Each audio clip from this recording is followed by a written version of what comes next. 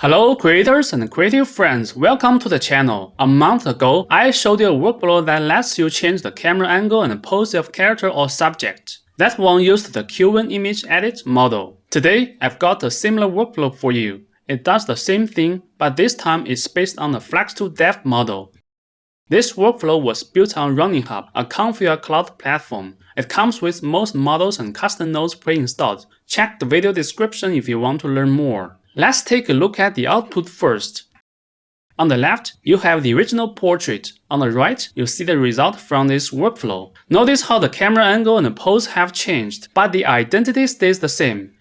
There are two main node groups here. The first group is similar to the one we used with Q1 image edit. I'll keep this explanation brief, but I'll leave a link to the previous workflow if you want more details. This group is in charge of generating a prompt that includes both camera angle and pose information. The camera angle comes from this Q1 multi-angle camera node.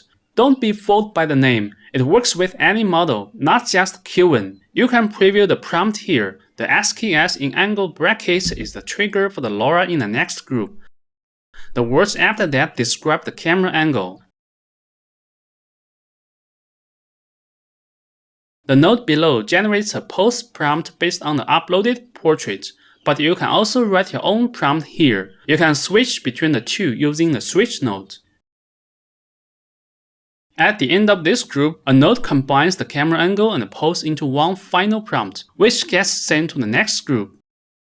The core of this group is the multi-angle LoRa. Give it some love on Hugging Face if you like. This LoRa can handle 72 unique camera positions. It's trained on Flux dev, which is why we are using that model here. I'm not sure why Flux client wasn't used for training that LoRa. Maybe it's easier to mess up the anatomy with that one. The FP version of Flux dev is huge, 35.5 GB. I'm using a GGF version, which is about 20 GB. If your VRAM is limited, smaller versions also work. I've also added a turbo LoRa. Without it, you'd need at least 20 sampling steps.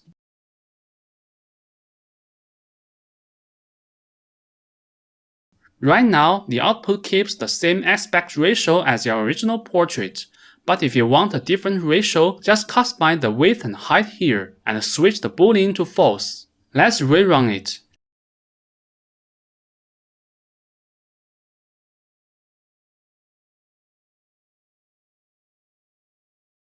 Now you can see the new aspect ratio. And that's it for today. If you want to download this workflow, join our community and support the channel. Thanks for watching.